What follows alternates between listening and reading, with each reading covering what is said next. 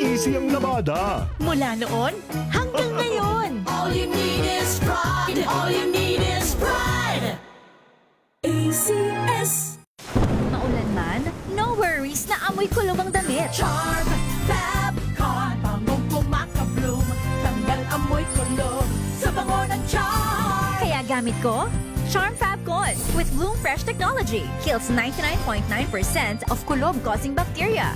May aroma burst pa of thousands of flowers and berries. Ang sampay sa loob, no amoy kulob. Bangong kumakabloom sa charm. Charm Fab Con.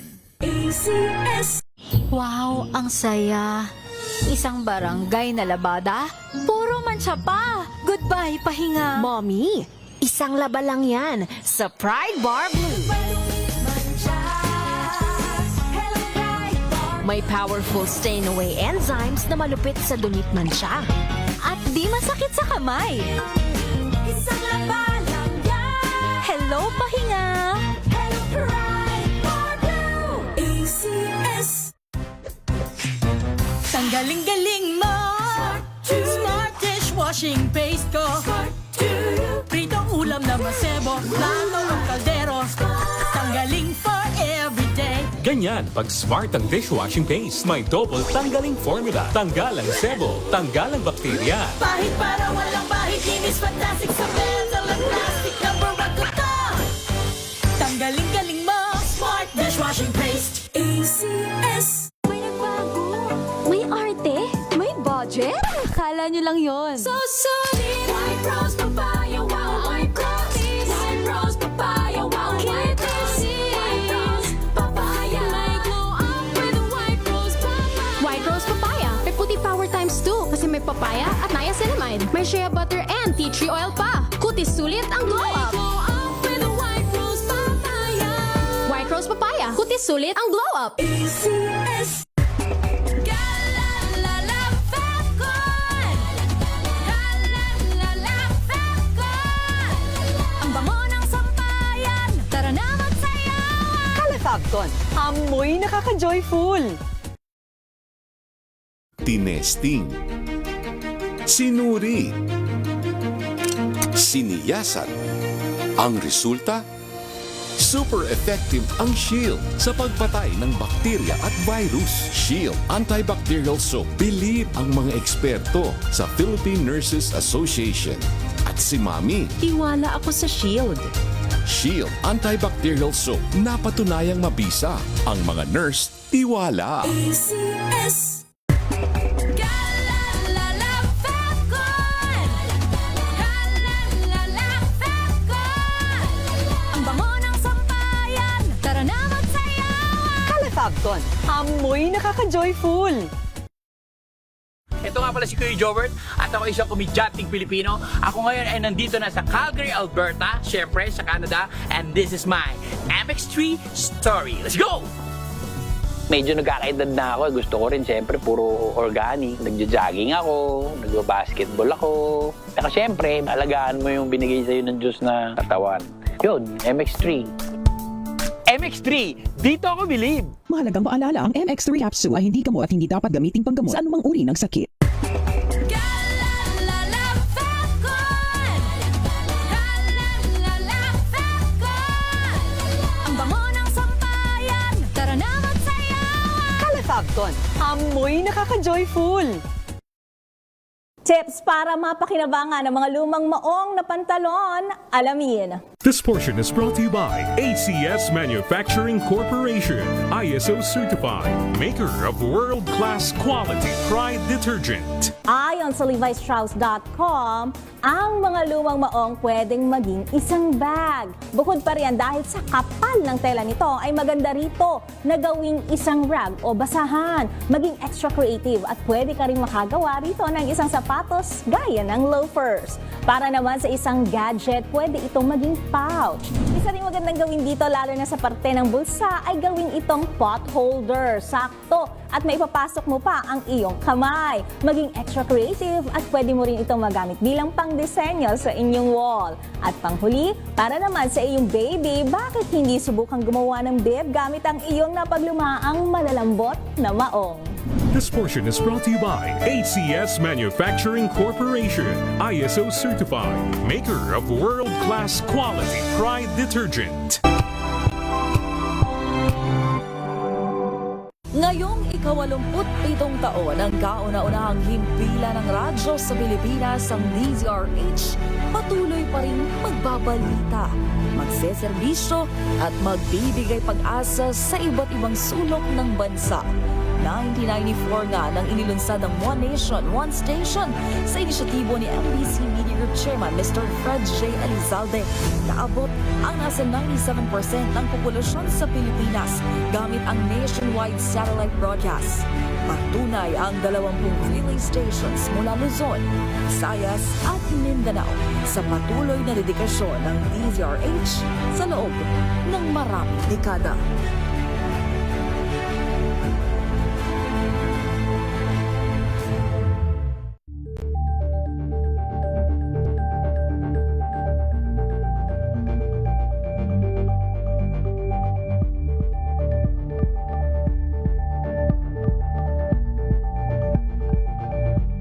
If I get impeached, then that is my end. Tumutok sa pinaka-importanteng paglilitis ng impeachment court ngayong taon. The impeachment trial of Vice President Sara Duterte. At DZRH Special Coverage.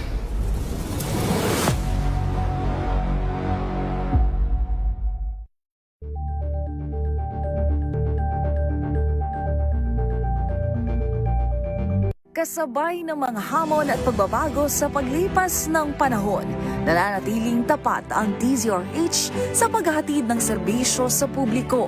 Mas pinalawak ang pagpapaabot ng balita at impormasyon, hindi lang sa radyo, kasama na rin ang telebisyon, live streaming at social media para ihatid ang mga kwentong makabuluhan at napapanahon saan ka man naroroon. Mula noon hanggang ngayon, mananatiling kaagapay mo ang DZRH, naninindigan sa paghahatid ng katotohanan at sa paglaban sa patuloy na pagkalat ng disinformasyon at sa pagyakap sa makabagong teknolohiya at sa patuloy na pagsulat ng kasaysayan, mananatiling kasama mo ang DZRH saan ka man sa mundo. Angel po si Angelo Palmona sa giiwan sa inyo na isang magandang umaga. Maraming salamat. Life goes on! Nine, good morning, Lakay! Good morning, sister. At good morning. Magandang mainit na umaga. Angel po si Angelo Palmona sa giiwan sa inyo na isang magandang umaga. Maraming salamat. Pilipinas, una sa Pilipino. Maagang balitaan, maagang usapan sa mga issue at balita. Kasama si Kuya Angelo Palmones sa Magandang Umaga Pilipinas. Mula Lunes hanggang Biyernes.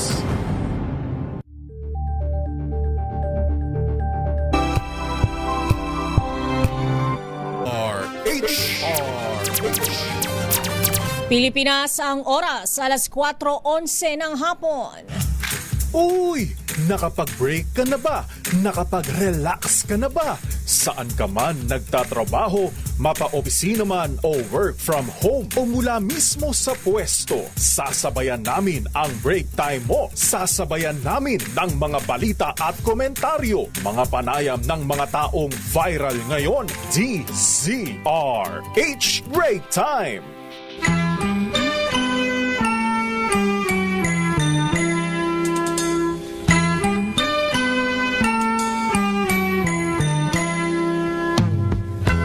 Magandang hapon, Luzon, Visayas, Mindanao. Makakasama niyo po sa isa na namang edisyon ng Break Time. Ako po si Thea Petro Corpuz. At Tracy Bayan, sa ngalan po ni Birthday Boy, sila kay Mayor Deo Macalma para pa rin po sa DZRH, una sa Pilipinas. Una sa Pilipino.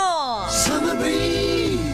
Ngayon ay ika-16 sa buwan ng Hulyo. Uy, ang bilis-bilis talaga na lumipas ng buwan ng Hulyo. Kahapon lang, anniversary natin. Yes. Today, birthday natin. Kaya naman, pagbigyan na natin na wala ang birthday boy. Siyempre, nag-celebrate ng kanyang naman. kaarawan. Oo. At saka maganda talaga ang buwan ng Hulyo para sa ating lahat. 'Di ba? Kasi parang second half na to ng taon. At mabilis na lang itong lilipas para sa mga nagmamadali. Talagang gusto nang hinihila yung bare months. 'Diba? Ba't parang init na init ka ngayong araw na to? Kaya napatugtog talaga ako ng summer hindi lang breeze. umulan, mainit na naman, parang summer na naman. Oo, kaya nga napatugtog ako. Sabi ko, parang iba ang simoy Grabe ng ang hangin ano, ngayon. grabeng init. Masakit sa balat, masakit na naman sa mata. Kaya iba yung pag-iingat po sa lahat ng mga kababayan natin, di ba, na nasa labas. Hindi maiwasan na talagang mabilad sa araw. Pero narito na po ang ating mga nagbabagang balita para sa ating RH Break Time! ito po ang ating mga headlines ngayong July 16. Kauna-unahang BARM Parliamentary Election Period umarangkada na. Gun ban ipinatupad sa Mindanao. Oplan Romanov, tiniyak na banta daw po kay Pangulong BBM at sa kanyang pamilya ayon po kay dating NBI Director Santiago. Magkapatid na Senator Alan at Pia Cayetano hindi dapat matakot sa NBI investigation. Ayon yan sa Malacanang. Sandigan Bayan officials nagikot sa Quezon City Jail sa Payatas matapos magreklamo daw po ang kampo ni Senador Marcoleta. Panibagong ayuda sa mga apektado ng krisis sa gitnang silangan, iniutos ni Pangulong BBM. Death toll sa gupit ng Bagyong Inday at Habagat naitala po sa 27 habang 13 ang nawawala ayon sa OCD. 3 sa 4 na sospek sa pagpatay kay US Marine Biologist Kent Carpenter arestado. Clearing operations sa MMDA tuloy kahit nasuspendido si Task Force Chief Gabriel Go. Motor taxi rider sinaksak at pinagnakawan ng angkas na pasahero patay. 22 milyong pisong iligal na ibinebentang petrolyo nasabat sa Bataan, 2 ang naaresto. RH Break Time! Yan ang ulo ng ating mga balita. Narito na po ang detalye. Opisyal nang nagsimula ngayong araw, Hulyo 16, ang election period sa Bangsamoro Autonomous Region in Mislam, Mindanao o BARM.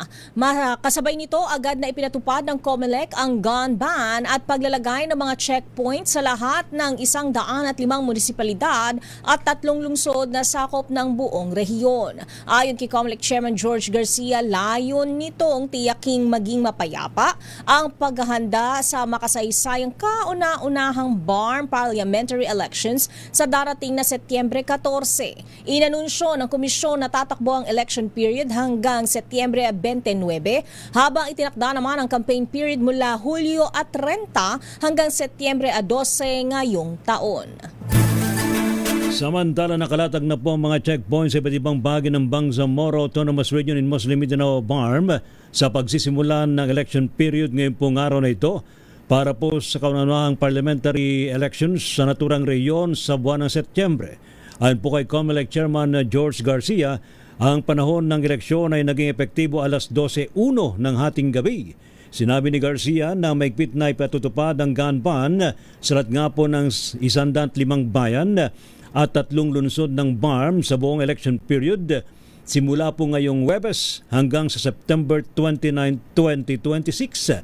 Magsisimula naman ang panahon ng kampanya sa July 30 hanggang September 12 o 2 araw bago naman ng eleksyon sa rehiyon sa September 14. Tinagpo ng COMELEC ni COMELEC Chairman Garcia na naimprenta na ang computerized voters list para po sa nakatakdang halalan sa BARM. Sa iba pang balita, iginiit ni dating NBI Director Jaime Santiago na banta kay Pangulong Bongbong Marcos at kanyang pamilya ang sinasabing Oplan Romanov at hindi kay Vice President Sara Duterte. Sabi sa DZRH News ni Santiago, unang lumabas ang termino ng balaan ni Davao City Mayor Baste Duterte sa isang rally. Ang Pangulo na bago matuloy ay isipin ang nangyari sa mga Romanov. Kaya naman ikinagulat ni Santiago nang magbago ang naratibo at banggitin ng isang vlogger na si Princess Maui na ang Oplan Romanov ay para patayin ang Duterte family. Narito ang bahagi ng pahayag ni Director Santiago. Gulat ako kay Maui nung sinabi niya na yung Oplan Romanov, hindi, yung Romanov ay warning ni Baste sa presidente, sa first family. Okay. Bakit naging kay BP Sara na? Hindi kay BP Sara yun. Kita mo, si BP Sara, siya mismo nagsabi during her interview, this is the second time na marinig ko yung Romanov. Samantala, tinanong naman ng defense panel ang witness na si NBI Regional Director Jeremy Lotok sa impeachment court kung narinig na niya ang Oplan Romanov noon. Sabi lamang ni Lotok na may narinig niya ang termino kay Baste Duterte at ginamit bilang warning o babala kay Pangulong Marcos. Sinabi naman ng defense team na maghaharap sila ng mga testigo para patunayan ang existence ng Operation Romanov laban sa pamilya Duterte. Samantala naman mismong si Senate President Win Gatchalian amunin ang mungkain na magtalaga ng ibang presiding officer para sa impeachment trial. Ginawa ng senador ang pahayag kasunod po ng debate ng Senate President umano ang dapat umupong presiding officer. Sa panempo ng DZRH News, sinabi ni Gatchalian na bukod sa paglilitis kay Vice President Sara Duterte, may iba pang trabaho na kailangang intindihin ng Senado sa mga susunod na linggo at buwan. Kabilang po dito ang usapin ng budget at pagpapatibay ng mga panukalang batas bago matapos ang taong ito. Dahil po dito ay mas mainumuno kung ibang senador ang upong presiding officer para mapagtunan ni Gatchalian ang iba pa niyang responsibilidad. Ang aking inaalala, pagdating ng budget, paano natin matatapos to by end of the year? Pag hindi natin natapos to by end of the year, ang laking epekto to sa ating ekonomiya, lalo na ngayon na bumagal yung ating ekonomiya. Kaya ang sinadjust ko sa body na mag-designate tayo ng presiding officer para sabay-sabay ay kayang gawin ng Senate President yung mga nakapila na mga gawain tulad ng budget at yung mga iba pang panukalang batas. Sa iba pang balita, hindi dapat matakot o ma-intimidate si Senator Alan Peter Cayetano sa investigasyon ng NBI kung wala naman siyang kinalaman sa umano'y anomalya sa 2019 SEA Games. Ito ang inihayag ni Palace Press Officer Claire Castro bilang tugon sa pag-alma ng magkapatid na senador na sina Alan at Pia Cayetano na panggugulo lamang umano ang hakbang ng ahensya. Paliwanag ni Castro, mandato at tungkulin ng NBI na imbestigahan ang anumang anomalya at nabanggit lamang ang issue na sa naging pulong para sa itatayong NBI Academy sa New Clark City. Nilinaw rin ng palasyo na ayon kay NBI Director Melvin Matibag, nagkataon lamang ang paglutang ng issue sa kanilang word war ng senador at walang layunin ang ahensya na manira ng sinuman. Narito ang bahagi ng pahayag ni Yuse Castro. Ang tao na wala naman na dapat katakutan ay hindi nai-intimidate kahit kailan. Ang pag-iimbestiga na gagawin dahil meron naman talagang issue noong pang 2019, hindi ito pang-i-intimidate, hindi ito panggigipit sa mga taong wala namang ginawang mali. Samantala, saludo si Senador Panfilo Ping Lacson sa mga doktor ng UP-PGH dahil sa ipinakitang katapatan sa tunay na kalagayan ng kalusugan ni Senador Rodante Marcoleta. Nangantyaw pa si Lacson sa kanyang Twitter o X account na isang milagro ang nangyari daw po kay Marcoleta. Ito po'y dalaman sa naka-wheelchair na pumasok sa PGH ang senador, ngunit nang lumabas ay mabilis na ang kanyang lakad. Ipinagutos ng Sandigan Bayan na ipasuri si Marcoleta sa PGH para malaman kung dapat pa itong manatili sa PNP General Hospital. Dahil po sa report ng PGH na wala ng karamdaman si Marcoleta at kayang-kaya nang i-manage ang kanyang hypertension, kahit ipinagutos naman ng Sandigan Bayan na ilipat na ang senador sa New Quezon City Jail sa Payatas, Quezon City. Samantala, muling nagkasa ng inspeksyon ng Sandigan Bayan sa bagong pasilidad ng BJMP sa Payatas, Quezon City, kasunod ng pagkakakulong doon ni Senator Rodante Marcoleta. Personal na pinangunahan ni Sandigan Bayan Justice Carl Miranda ang pag-ikot sa mga pasilidad gaya ng intake area, mga selda, infirmary, sunning area at Dalaw facility ng Quezon City Jail Meal Dormitory. Isinagawa ang biglang inspeksyon matapos questionin ng kampo ni Marcoleta ang maaari umanong maging masamang epekto ng piitan sa kalusugan ng senador. Ayon naman kay BJMP spokesperson Jail Superintendent J. Rex Bustinera, bukas at welcome sa kanila ang ginawang oversight ng korte para na rin sa transparency at accountability ng kawanihan. Samantala naman, ibinasura ho ng Supreme Court ang mga petisyon na umihiling na patawan na indirect contempt sina Presidential Advisor on Poverty Alleviation Secretary Lorenzo Gadon, Akbayan Party List Congressman Percival Sendanya at Political Analyst Richard Heydarian. Nagugat ang kaso sa mga petisyong inihain ni Attorney Ferdinand Topacio, Attorney Mark Christopher Tolentino at Attorney Rolex Suplico laban sa naturang tatlo. Bunsod po ito ng magkakiwalay na reaksyon ng tatlo sa naging desisyon ng Korte Suprema sa naunang planong pagpapa-impeach kay Vice President Sara Duterte. Sa desisyon ng Supreme Court, tinukoy daw po ang nilay pagbalanse ng judicial independence at paggagawad ng hustisya sa tungkulin ng husgado na ipagtanggol ang kalayaan sa pagsasalita, pagpapahayag at pamahayag. Tinukoy din ng freedom of expression sa 1899 na Malolos Constitution na pinalawak pa sa kasalukuyang saligang batas. Sa pamamagitan ng Uplift Assistance, pinalawak ng pamahalaan at suporta sa mga sektor na apektado ng patuloy na krisis sa gitnang silangan. Ayon kay Pangulong Ferdinand Marcos Jr., sa ilalim ng programa makatatanggap ng isang beses na karagdagang tulong na hanggang 2,000 piso at 3,500,000 milyong benepisyaryo ng Pantawid Pamilyang Pilipino Program of 4 Ps at ang Walang Gutom Program. Palalawakin din ang suporta para sa 2,500,000 milyong mahihirap at ang malapit ng maging mahirap na kabahayang natukoy sa 2024 Community-Based Monitoring System o CBMS. Makatatanggap din ng 2,000 pisong buwan simula 2 piso 2,000 pesos kada buwan ba ito simula ngayong Hulyo hanggang sa Disyembre ang 1,2 milyong manggagawa na may mababang kita na nakumpirma sa talaan ng Social Security System. Layon umano ng Uplift Assistance na mapangalanan o mapangalagaan ang kakayahan ng mga pamilyang Pilipino na maatustusan ang kanilang pang-araw-araw na pangangailangan. Narito ang bahagi ng pahayag ng Pangulo.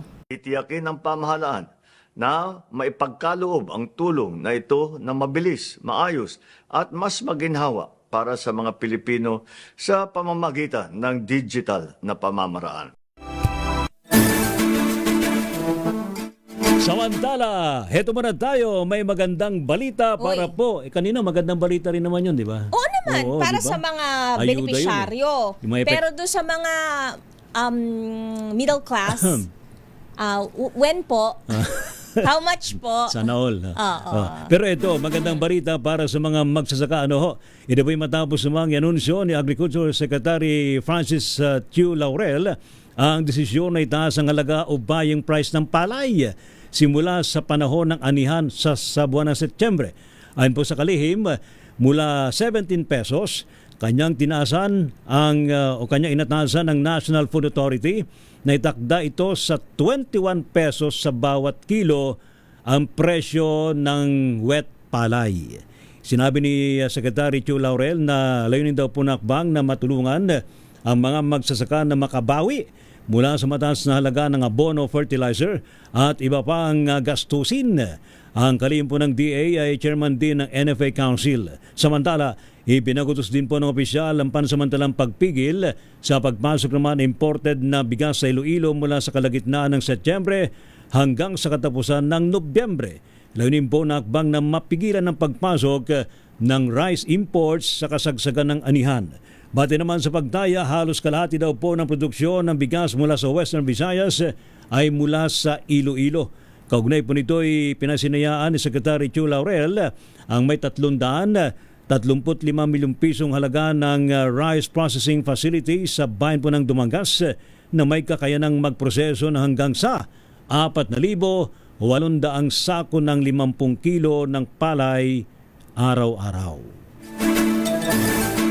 Samantala, umakyat na sa 27 ang naitalang nasawi dahil sa epekto ng bagyong Inday at pinalakas na habagat. Sa pinakahuling ulat ng Office of Civil Defense ngayong Huwebes, 10 ang nasawi mula sa Sarangani, 7 sa Lanao del Sur, 4 sa Davao Occidental, 2 sa Zamboanga, Sibugay at Bukidnon, habang tig-isa naman ang Iloilo at Zamboanga del Sur. Mayroon ding 9 na sugatan at 13 katao ang nawawala dahil sa naturang kalamidad. Ayon pa sa OCD, mahigit 254,000 pamilya o higit 1.07 milyong individual ang naapektuhan ng habagat at bagyong Inday. Umabot naman sa 4.18 million pesos ang pinsala sa infrastruktura at 12.5 million pesos sa agrikultura. Samantala, 82.9 million pesos na halaga ng tulong ang naipamahagi sa mga apektadong pamilya. Nakapagdala naman ng PHIVOLCS ng 2 insidente ng pagbuga ng uson sa Bulkang Mayon kaninang umaga huyan. Sa video footage ng PHIVOLCS sa Mayon Volcano Observatory, nagkaroon daw po ng lava collapse sa fed pyroclastic density currents o yung pong mas kilala sa tawag na uson sa bulkan kanina pong alas 5:04 ng umaga at alas 7:07 ng umaga. Patuloy naman ang pagpapakita ng aktibidad ng Mayon na ngayon daw po ay nasa ika-172 na magkakasunod na araw ho ng tinatawag na effusive eruption. Bukod sa uson, umagos din ng lava at pagguho ng mga bato mula sa bulkan, kaya natili pong nakataas alert level 3 ang kapaligiran ng Bulkang Mayon sa Albay. Babalikan pa natin yung pang detalye maya-maya lamang. 3 sa 4 na suspect sa pagpatay kay US Marine Biologist Kent Carpenter arestado. At clearing operations ng MMDA tuloy kahit suspendido si Task Force Chief Gabriel Co. At ito nakakalungkot, naghahanap buhay na wag naman ganyan. Oo, naghahanap buhay lamang, naghahanap ng buhay na nga bibigay sa kailangan pa ninyong saks. Naku. Motor Diyos taxi me. rider sinaksak at pinagnakawan ng angkas na pasahero. Meron nga nag-viral na patay. post sa social media, Miss Thea, nilagay talaga sa helmet sa likod. Oo, alam mo na yun? wag mo akong saktan. May buntis ang asawa. Yes. Sabi niya, buntis ang asawa ko, wag niyo po akong saktan. Oo, 'di ba? I mean, naghahanap buhay Wag lang po tayo. naman. Lahat tayo Lumaban naman tayo ng parehas. Yes, lahat naman Talaga tayo naman ay kayo. may mga pangangailangan, 'di ba? Pero wag po nating wag po tayong mga argabyado, 'di ba, ng kapwa-tao natin. Lahat naman ng bagay masusolusyonan sa tamang paraan. At 22 milyong pisong iligal na binibentang petrolyo nasabat sa Bataan, 2 ang arestado. Yan po ay babalikan pa natin. Ilan po munang paalala, Pilipinas. Alas 4:31 na po ng hapon. Kayo nakatutok pa rin sa Break Time. Ang oras na yan ay hatid sa inyo ng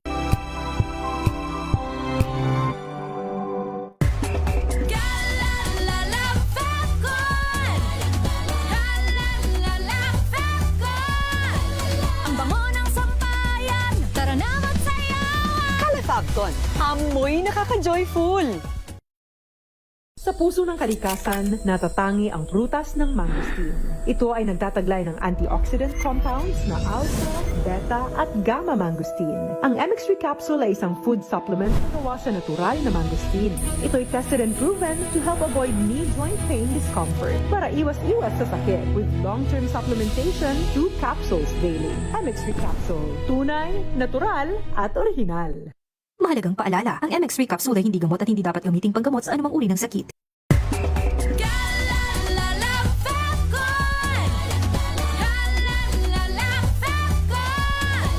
Ang bango ng sampayan, tara na Fabcon. Amoy nakaka-joyful!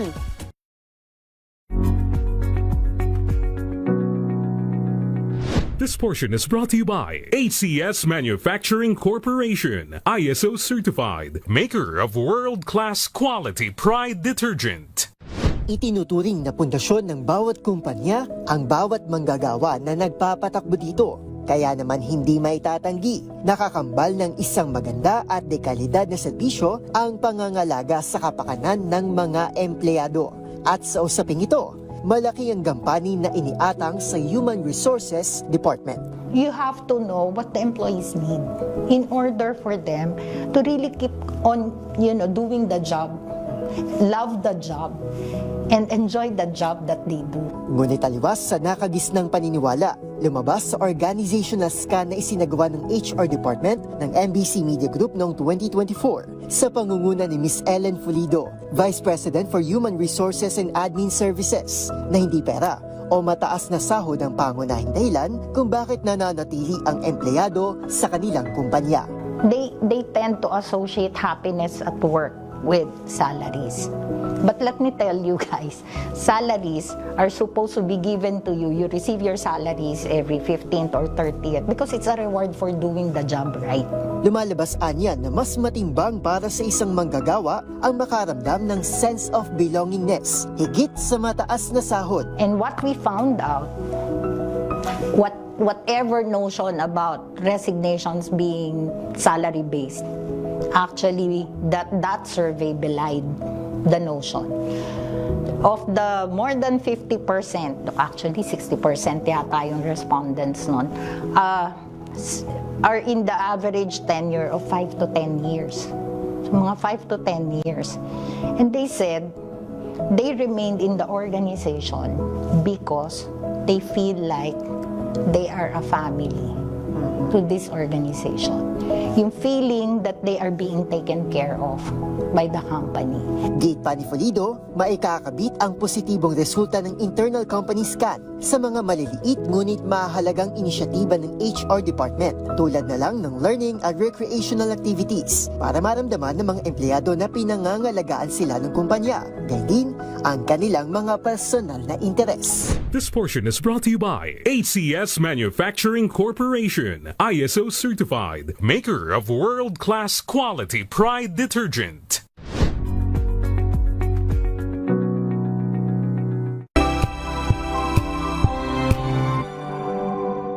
Hello, Washi! Laundry day na naman! Yay! Anong meron? Mancha ng chocolate, putik, may libag pa! Kaya natin yan! With Pride Washing Machine Detergent, may triple stain-away formula. Tanggal ang makapit, madikit, at malupit na dumit mancha. Kaya easy-easy ang labada. Mula noon hanggang ngayon! All you need is pride. All you need is pride. ACS. Maulan man, no worries na amoy kulog ang damit. Charm Fabcon. Bangong kumakabloom. Tanggal amoy kulog sa bango ng charm. Kaya gamit ko, Charm Fabcon with Bloom Fresh technology. Kills 99.9% of kulob-causing bacteria. May aroma burst pa of thousands of flowers and berries. Ang sampay sa loob, no amoy kulob. Bangong kumakabloom sa charm. Charm Fabcon. ACS. Sa lahat ng bagay, simula pa lang, siguraduhing max protection na. Kasi pag kulang ang proteksyon, baka madaling masira. Sa ngipin, dapat may max protection din. Max sa alaga ng unique toothpaste. With Max Protect Formula, help stop cavities before they start, while keeping breath fresh. Try unique maximum fluoride protection. Para max alaga, max protektado. ACS.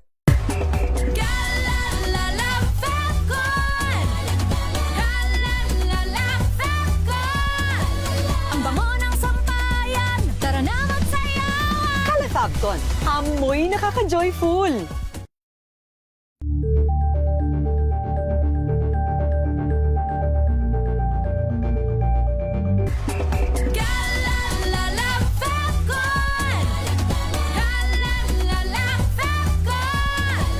Ang bango ng sampayan, tara na magsayawan. Fabcon. Amoy nakaka-joyful.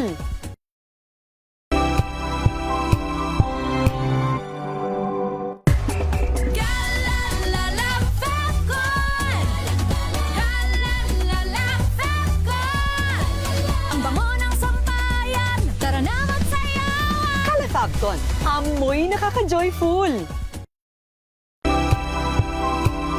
Sa ating himpilan, sa ating palatuntunang break time. Kaya nga naman, kring-kring, panalo promo, take it away! Makinig maigi! Ito na ang chance mo na manalo ng instant 500 pesos kapag narinig mo na ang mahiwagang kring-kring. Tingnan mo na ang iyong cellphone, baka ikaw na ang susunod naming winner sa kring-kring panalo malakas sa telepono. Para sumali, bisitahin ang Facebook page ng DZRH, fill up pa ng Google Sheet na nakapin sa DZRH FB page at hintayin ang aming tawag sa telepono. Kring-kring na! This is the moment I've waited for. This is the moment. Yun lang talagang gusto ko marinig. This is the moment, Kuya Nathaniel Pamarang ng San Manuel Tarlac. Matanong na kita, no? Kuya Nathaniel. Yes po. Yes, oo. Sino ang pinakamainit na balita ngayon sa showbiz na kakakasal lang? Yan ang ating mahiwagang katanungan para sa isang 500 piso. Si Bea Alonzo po. Kasi nga chismoso tayo pareho, Kuya Nathaniel, di ba? Pero hindi yan yung magical question. Hindi dyan yung 500 piso. Ano pa lang yan? 250. Partial fulfillment pa lang yan, parang thesis. Di ba? Matanong kita. Bea Alonzo po. Oo nga, ito na yung totoong tanong. Para mabuo na yung 500 pisong ibibigay sa ni Wina Pearl. Ano ang kauna-unang himpilan ng radyo sa Pilipinas na number 1, hindi lamang sa Metro and Mega Manila, kundi number 1 din sa San Manuel Tarlac? DZRH number 1 po, ma'am. Ayun, kita mo, walang kapalya-palya. Yung kaba ni Wina Pearl, nawala talaga eh. Kaya naman, congratulations sa'yo na. Agad ang 500 piso. Hintayin mo lang kung ano ang instructions na ibibigay ni Wina Pearl sa'yo, Kuya Nathaniel Pamarang. At eto na, isa pa. Back to back nga kako, di ba? Dahil ilang araw tayong napahinga sa mamigay ng 500 piso. Nasa linya na rin natin, malapit-lapit. From Tarlac, dumako naman tayo sa Southern Tagalog. Ayan. Tama, di ba? Southern Tagalog yan, di ba? Ayan, si Princess Agustin ng GMA Cavite. Magandang hapon. Magandang hapon po. Ayan, matanong kita. Princess Agustin ng GMA Cavite. Siyempre, medyo may cheating ka ng konti kasi narinig mo na ang sagot ni Kuya Nathaniel Pamarang. Ang tanong ko naman sa iyo, Ate Princess Agustin. Ilang taon na po ba ang DZRH ngayon? Ilang taon nang sineselebrate natin na anniversary? Ha? Kung ikaw ay nakikinig, walang cheating, walang googling, ano? Hello, Ate Princess? Hello? Ba't wala? Ate Princess, where are you? Hello po. Ayun. Sorry po, nawawala ng signal. Ay, nawawala ng signal. Bakit? Umuulan ba dyan? Ano po? Hindi naman po. Mahina lang po talaga dito sa kwarto po. Okay, Ate Princess, matanong kita. Sino na lang ang nagba-birthday matapos ang anibersaryo ng DZRH kahapon? Birthday yung Kalma po. Oo, kaya nga inabsinan tayo ngayon eh. 37th anniversary niyo po ngayon po. Kahapon din. Kalma po. Lahat ng tanong ko sinagot niya. Dahil dyan, lahat ng 500 piso buong ibibigay sa iyo ni Wina Pearl. Correct? Congrats. Huwag ka mag-alala, nag-iwan naman ng pangbigay na papremyo sa iyo sila kay Deo Macalma. Yes. Thank you so much, Miss Princess Agustin ng GMA Cavite. Ang galing-galing naman. Nilahat na. Oo, di ba? Lahat na sagot niya. Oo. Talagang nakatutok siya. Wow. Ilan po muna ang ulit na paalala, Pilipinas, ang oras, alas 4:41 ng hapon.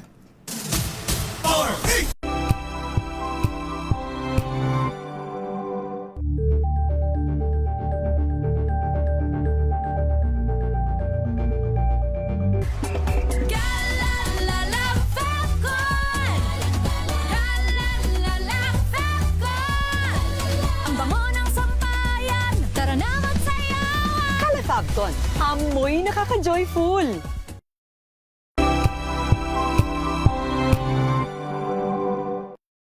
Mga balitang gigising sa inyong umaga. Mga balitang kailangan mong malaman. Mapapakinggan sa ACS Balita sa 2x2. Kasama sina Anthony Taberna at Jerry Baha. Lunes hanggang Biyernes. Better News. Una sa Pilipinas, una sa Pilipinas. NBS, Trending and Viral Show. Nakahandang sa ating balitan mga kaibigan sa Rapido Hataw.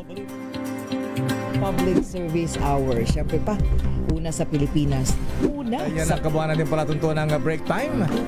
Sabay niyo na po ang mga balita at talakayan sa Balansyado. Maraming Alamin ang mga maiinit na isyung pambayan, mga balitang kailangan mong malaman, usapin sa pamahalaan, politika, ekonomiya at kabuhayan. Ito ang mga dapat mong malaman, pakialaman at pag-uusapan dahil kayo ang tinig ng mamamayan dito sa Damdaming Bayan. Live sa DZRH Radio, DZRH TV at DZRH Digital. Kasama sina Lakay, Deo Macalma at Elaine Apit. Araw-araw, Lunes hanggang Biyernes. Damdaming Bayan.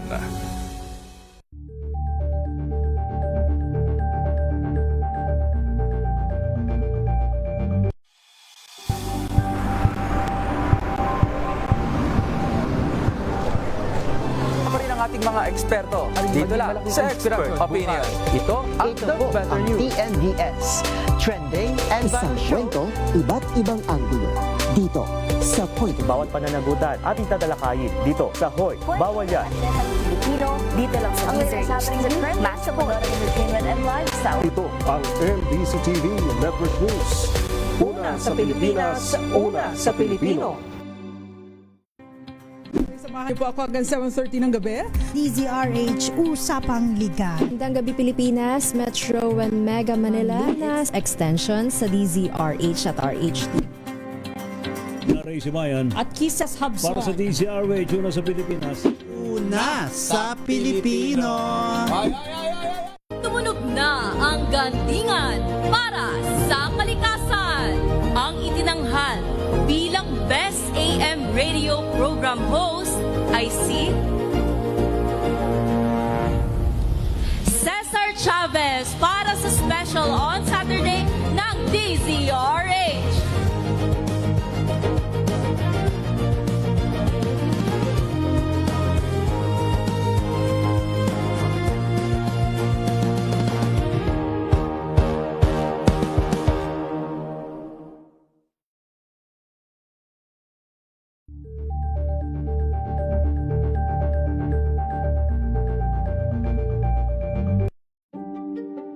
Buklatin ang mga pahina. Pakinggan ang boses ng lipunan. Tunghayan ang mga issue mula sa ibang katayuan. Nakakalungkot kasi deserve ba namin ng ganito? Na hindi nila alam kung ano talaga yung kanilang mga karapatan. Yung gobyerno, tinulungan nila yung kanilang magsasaka. Pinapatahimik.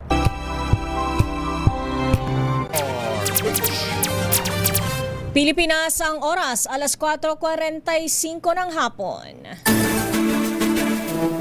Sampansamantalang sinuspinde sa pagsama sa clearing operation si MMDA Special Operations Group Strike Force Gabriel Go matapos ang viral na paninita nito sa isang guro. Group Strike Force Gabriel Go matapos ang viral na panita sa isang guro. Nagugat ito sa video na uploaded mismo sa Facebook page ni Go kung saan sinita niya ang isang lalaking guro dahil sa hindi pagsusuot ng helmet habang nagmamaneho ng motorsiklo. Kinwestiyon ni Go ang naturang violator kung paano nito tuturuan ang kanyang mga estudyante kung siya mismo ay hindi marunong sumunod sa batas trapiko. Humingi naman ang paumanhin ng guro at nakiusap na wag nang ilabas ang video ng pagkakahuli sa kanya, subalit sinagot lamang ito ni Go na wag na lamang magpakilala dahil ibiblur naman ang kanyang mukha sa video. Sa liham na ipinadala ng Teachers Dignity Coalition kay MMDA Chairman Romando Artes, sumang-ayon ito na dapat panagutin ang guro sa paglabag sa traffic rules, ngunit iginiit na hindi nila dapat ginagamit ni Go ang kanyang posisyon para mamahiya o mangmaliit ng iba. Samantala naman, hindi muna kasama sa operasyon sa MMDA Special Operations Group Task Force for Road Clearing Chief Gabriel Go.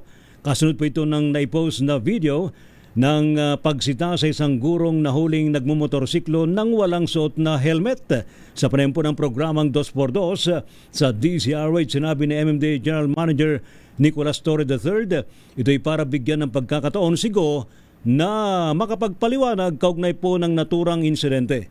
Ngunit dilinaw po ni Torre na magpapatuloy pa rin ng clearing operations ng task force kahit wala si Go.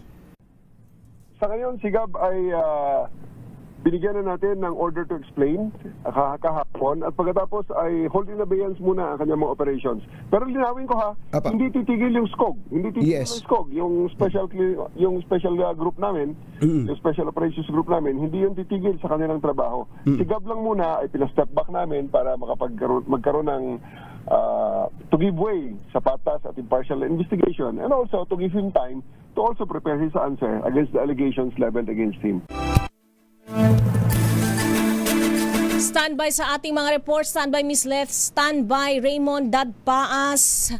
Patay ang isang motor taxi rider matapos pagnakawan at saksakin ng kanyang angkas sa Caloocan City. Ayon sa Caloocan Police, 1:55 na madaling araw nang matagpuan ang biktimang rider na si Fabio Norberte Jr., 46 na taong gulang na may tama ng saksak sa kaliwang bahagi ng katawan. Naisugod pa sa ospital ang rider pero idineklarang dead on arrival. Sa follow-up operation, natunto ng pulisya ang sospek sa Malabon matapos umanong gamitin ang na motorsiklo sa isa pang pang-hold up ng tangkaing hold upin ng isa pang biktima gamit ang ice pick. Nanlaban ito at humingi ng saklolo hanggang sa rumisponde ang mga residente na siyang nakadakip sa sospek. Nasa kustudiya ng pulisya ang sospek na nahaharap sa kasong carnapping with homicide at robbery. Nag-viral naman sa isang post sa Facebook na kinuhang larawan na isang rider sa helmet ng kanyang motor taxi rider. Dahil po sa isang note na nakadikit sa likod ito kung saan nakasulat ay, "Buntis ang asawa ko, huwag niyo po ako sanang saktan." Kasunod lamang ito ng mga report na pagkamatay ng dalawang rider dalaman sa kanilang angkas na pasahero. Maraming netizen ang naantig ang damdamin sa note sa post habang ang ilan naman ay nanawagan daw po na aksyon sa mga otoridad at kaukulang ahensya ng pamahalaan na magkaroon ng aksyon para po sa kaligtasan ng mga motor taxi rider. Papasukin muna natin ang mga reports mula sa labas. Pamahalaan, kapos sa pondo. Kapos sa pondo para makapagbigay ng ayuda sa middle Ayan class. na yung sagot sa tanong mo. Sige, RH14, pakidetalye naman ang balitang yan. Leth Narciso, Miss Leth. Ms. Thea Lacaire, aminado ang Malacanang na pinagkakasya lang ng gobyerno ang budget para matulungan ang mga sektor na apektado ng mataas na presyo ng langis dulot ng patuloy na tensyon sa gitnang silangan. Ito ayon kay Palace Press Officer Claire Castro ang dahilan kaya ang mga pinaka-nangangailangan ng tulong ang direktang nabibigyan ng ayuda. Tugon ito ng palasyo nang matanong kung anong tulong ang pagkakaloob sa middle na kinakaltasan ng buwis para mapondohan ang mga tulong pinansyal para sa mahirap na pamilya. Ipinaliwanag ni Castro na binabalanse ng pamahalaan ang sitwasyon para maibsan ang epekto ng Middle East crisis sa bawat Pilipino. Inihalimbawa nito ang pagtulong sa sektor ng transportasyon para hindi na muna magtaas ng singil sa pasahe, bagay na pakikinabangan ng commuters. Ang mga delivery trucks naman anya ay nililibre sa toll para hindi tumaas ang presyo ng mabilihin para naman sa kapakanan ng lahat ng consumers. Pakinggan natin si Yusek Castro.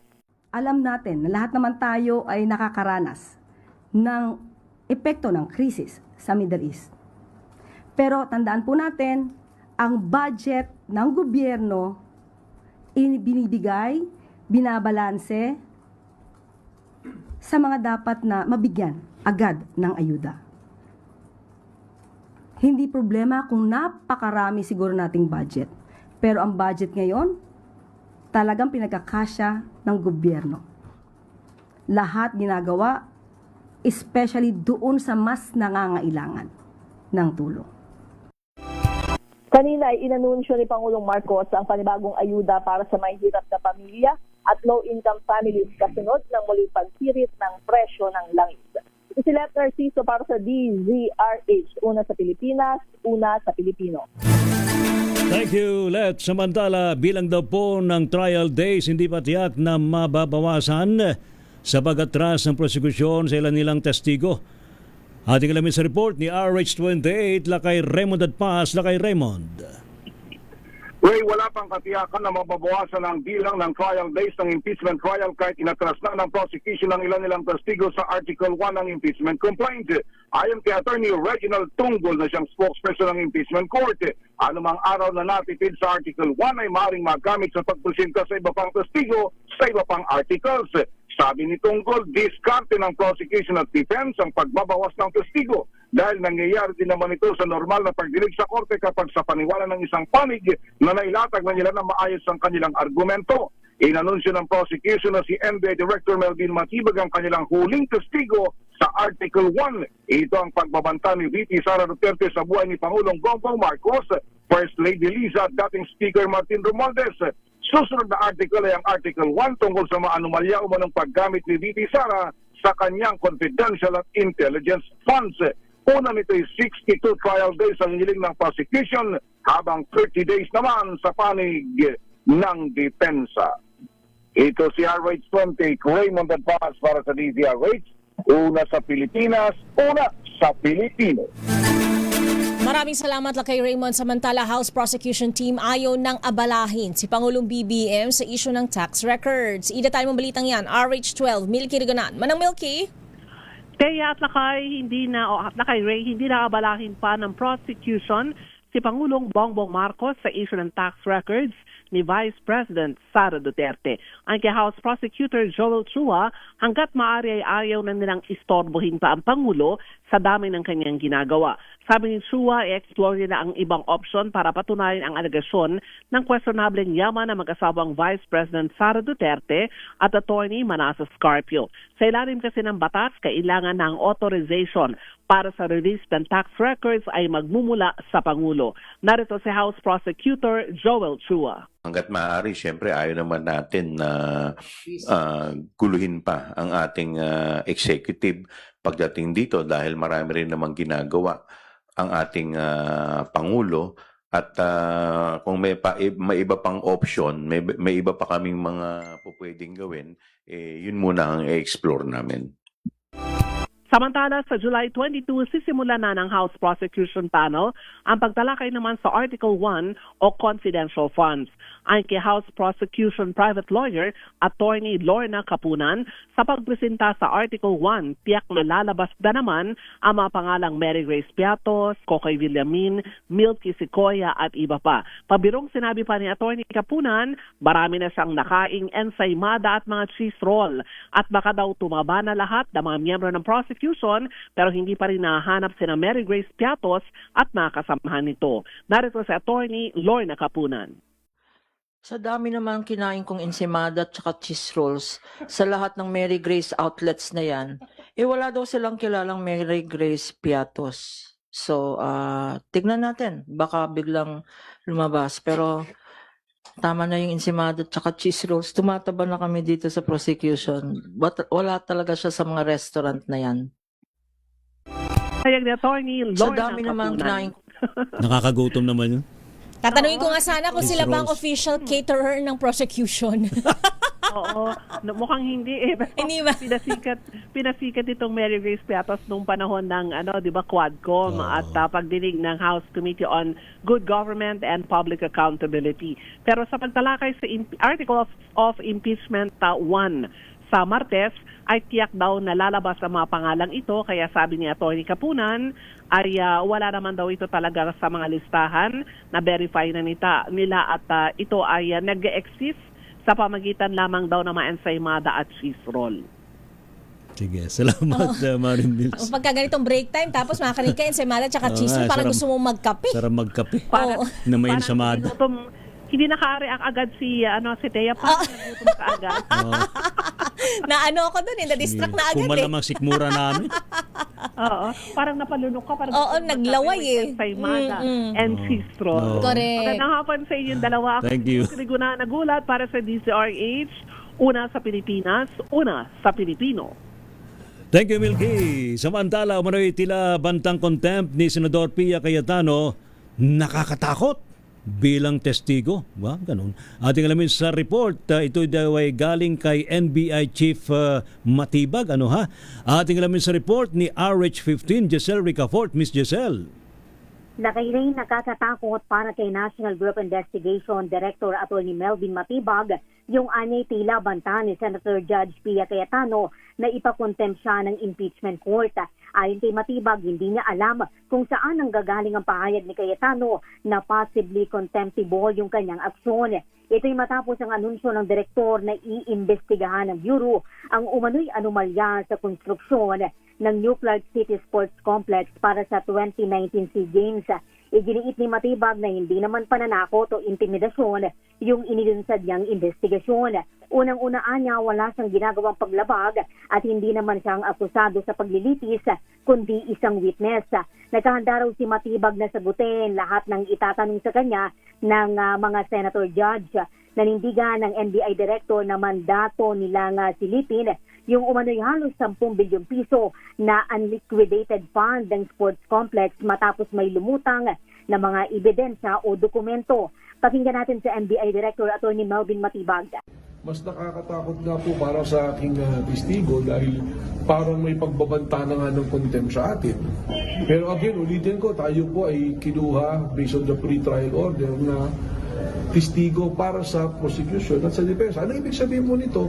Ang atin pong ilalahad dyan kung ano ang naging pong findings po ng National Bureau of Investigation sa usapin po ng impeachment, particularly on the issue of great threat and inciting to sedition. Matatandaan na inorganisa ng Philippine Southeast Asian Games Organizing Committee yung 2019 SEA Games na pinamunuan noon ni Senator Alan Peter Cayetano. Una nang tinawag ni Cayetano na marites ang akusasyon kasabay ng pag-question sa timing ng investigasyon. Ipinagtanggol din ni Senator Judge Pia Cayetano yung kanyang kapatid sa pagtatangka umano ng NBI na i-distract yung Senator Judges sa impeachment trial. Samantala, kinumpirma ni Matibag na hindi na siya tutuloy doon sa kanyang biyahe patungo sa Bangkok, Thailand sa July 21 hanggang 22 bilang dadalo nga siya sa araw ng Martes bilang testigo doon sa impeachment trial. At ang sinasabi ng direktor, magpapadala na lamang siya ng kanyang mga kinatawan. Ito si Giselle Ricafort para sa DZRH, una sa Pilipinas, una sa Pilipino. Maraming salamat, Giselle. Samantala, counter-affidavit ni Senator Alan Peter Cayetano tungkol sa kaso ng pagtakas ni Senator Bato de la Rosa sa Senado natanggap na ng Ombudsman. I-detalye mong balitang yan, RH5. Val Gonzalez. Val. Ms. Thea, kinumpirma ngayon ng Office of the Ombudsman na nakapagsumiti na ng kanyang counter-affidavit si Senador Alan Peter Cayetano. Ito ay may kinalaman sa kasong paglabag sa Presidential Decree No. 1829 o Obstruction of Justice nang makatakas si Senador Ronald Bato de la Rosa habang nasa kustodiya ng Senado. Ayon sa Ombudsman, kahapon pa nila ito natanggap sa pamamagitan ng legal counsel ni Cayetano. Gayunpaman, hinihintay pa ng anti-graft body ang counter-affidavit ng mga correspondents ni Cayetano na sina Senador Robin Hood Padilla at dismissed Acting Senate Sergeant at Arms Police Major General Mau Aplasca. Matatandaan sa reklamo ng grupong Tindig Pilipinas sa kabila raw ng umiiral na arrest warrant ng ICC laban kay Senador Bato ay pinayagan umano ni Cayetano, Padilla at Aplasca na makatakas ang senador at magtago sa kamay ng batas. Ako si Val Gonzalez, DZRH, una sa Pilipinas, una sa Pilipino. Thank you, Val. Samantala, case build-up sa reklamong obstruction of justice laban kay Senador Robin Hood Padilla. Patuloy pa rin daw po ayon sa DOJ. Report mula kay RH9, Tina Nolasco. Miss Tina. Lakay Ray, nagpapatuloy pa rin nga ang case build-up sa reklamo obstruction of justice na inihain ng Philippine National Police Criminal Investigation and Detection Group laban kay Senator Robin Padilla. Itong sinabi ni Justice Spokesperson Attorney Polo Martinez kaugnay ng umunoy pagtulong ng senador para makaalis palabas ng Senado si Senator Ronald Bato de la Rosa na may kasalukuyang arrest warrant mula sa International Criminal Court. Una nang sinabi ni DOJ Undersecretary Ian Norman Dato na sumailalim pa ang reklamo sa karagdagang investigasyon dahil hindi pa umano hinog ang mga ebidensya para mapatunayan na may naging sabwatan para makapuslit si De La Rosa. Matatandaan nitong Mayo lamang din ng kumpirmahin ng Justice Department na naghain ng reklamo ang PNP-CIDG laban kay Padilla at iba pang individual dahil sa umunoy pagtulong kay De La Rosa upang hindi maaresto. Ito si RH19 na Nolasco para sa DZRH, una sa Pilipinas, una sa Pilipino. Maraming salamat Manila Girl Tina. Samantala isang Korean national na wanted ng South Korea may fake identity at arestado ng BI sa Naiya, Pasay. Idetalye mo balitang yan, RH27, Noche Kakas. Noche. Miss Teya at Lakay Ray, inaresto ng mga tauhan ng Bureau of Immigration Fugitive Search Unit ang 52 anyos na Korean national na pinaghahanap ng Interpol dahil sa umunoy pagpapatakbo ng isang napakalaking illegal na sindikato ng online na gambling. Kinilala ng BIFSU ang pugante bilang si Chu Yong-gyun na kilala rin bilang si Chu Min na inaresto sa departure area ng Naiya Terminal 1 sa Pasay City sa pakikipagtulungan ng South Korea Authority at iba pang local enforcement agency. Ang pag-aresto ay nag-ugat matapos hutingin ang tulong ang South Korean government sa paghahanap ng kanilang pugante. Si Cho ay umano'y nagpapatakbo ng illegal na online gambling website sa Makati City simula pa noong January 2024. Nagpapataya sa mga domestic at international sporting events gaya ng pagproseso sa online deposit at nag-alok rin ng mga laro sa casino tulad ng baccarat. Pumasok si Tio sa Pilipinas noong 2019 gamit ang isang Cambodian passport sa pangalang Chu Min na kalaunan ay napag-alamang siya rin si Tio Yong-gyun na wanted ng South Korean government. RH27, Notikakas DZRH, una sa Pilipinas, una sa Pilipino. Thank you, Noche. Samantala naman, nasabat po ang tinatayang 22 milyong pisong halaga ng illegal na petroleum products sa Dinalupian, Bataan ngayong pong araw na ito. Una pong narestong dalawang suspect na nagbebenta nito kahit walang kaukulang permit mula sa Department of Energy o DOE. Nang magsagawa daw po ng inspeksyon, ang Police Office Regional 3 sa mga fuel tanker at storage containers, dito na nahuli ang 6 pang suspect. Samantala na aresto na 3 sa 4 na suspect sa pagpatay sa American marine biologist na si Kent Carpenter sa Negros Oriental. Ayon sa Philippine National Police, kabilang sa mga naaresto ay ang gunman na si alias MO, 26 na taong gulang, alias JF na sinasabing gumawa ng kahalayan sa live-in partner ng biktima at ang lookout na si alias CD. Si Carpenter ay pinatay habang nanonood ng TV sa loob ng kanilang bahay sa barangay Adjong, Sibulan. Ang biktima ay kilala sa kanyang research sa coral reefs at marine biodiversity na malaki ang naging ambag sa kaso tungkol sa 2016 arbitral ruling on the West Philippine Sea. Sa ating break time global, pagsarado po sa mga oil shipping routes sa Strait of Hormuz, hinigpitan ng Iran na US nagkasa ng panibagong pag-atake. Report mula kay James Galangay. James. Balita mula sa Iran. Matapos sa muling pag-atake ng US sa Tehran, nagbabalang Iranian forces na lalo pa nilang hihigpitan ang pagsasara ng mga mahalagang trading routes sa rehiyon, kabilang ang mga rutang dinaraanan ng mga oil at gas commercial shipments. Ayon sa Islamic Revolutionary Guard Corps o IRGC, ito'y kung magpapatuloy ang acts of aggression na ginagawa ng Estados Unidos. Matatandang gumamit ang US ng 90-minute wave nitong Miyerkules para targetin ang coastal defense at cruise missile storage ng Iran sa Greater Talb Island. Habang nagbabala naman si US President Donald Trump na pasasabugin din nito ang mga tulay, power plant at iba pang energy infrastructure sa susunod na linggo, maliban na lamang kung papayag ang Iran na ipagpatuloy ang negosasyon. Ito si James Galangin ng DZRH TV. Una sa Pilipinas, una sa Pilipino. Para naman sa ating Break Time Sports, Lionel Messi pinangunahan ng Argentina sa comeback kontra England. Haharapin ng Spain sa World Cup Finals. I-detalye mo balitang yan, Millie Borja. Pinangunahan ni Lionel Messi ang pagbangon ng Argentina upang talunin ng England with 2-1 final score sa semifinals at makapasok sa 2026 FIFA World Cup Finals. Nakabawi ang defending champions matapos mahuli sa score at makapagtala ng 2 goal sa huling bahagi ng laban upang mapanatili ang pag-asa sa back-to-back World Cup titles. Nanguna ang England sa 55th minute matapos ma-score ni Anthony Gordon ang cross ni Morgan Rogers. Tumugon ng Argentina sa 88th minute nang maisalpak ni Enzo Fernandez ang equalizer mula sa pasa ni Messi. Sa added time, muling naging susi si Messi matapos magbigay ng setup na naipasok ni Lautaro Martinez sa 92nd minute para sa game-winning goal. Makakaharap ng Argentina ang Spain sa World Cup Final matapos talunin ng European champions ang France with 2-0 final score sa hiwalay na semifinals match. Ang laban ay magiging muling pagharap ni Messi laban sa bansang kanyang pinagdaroan sa halos buong karera nito sa Barcelona. Ito si Millie Borja ng DZRH TV, una sa Pilipinas, una sa Pilipino. At yan na po ang kabuuan ng ating palatuntunang Break Time. Muli po, happy birthday kay Lakay Deo Macalma. Lakay Enjoy your Mayor, happy day. birthday, enjoy your day. Yes, at nakasama niyo po, ako po si Thea Petro Carpuz. At Dre Sibayan para pa rin po sa DZRH, una sa Pilipinas. Una sa Pilipino, susunod na po ang Balansyano pagbabalita hatid sa atin ni Ka Henry Uri at Miss K. Karen Oyong. Pilipinas, ang oras, 5:08. This time check is brought to you by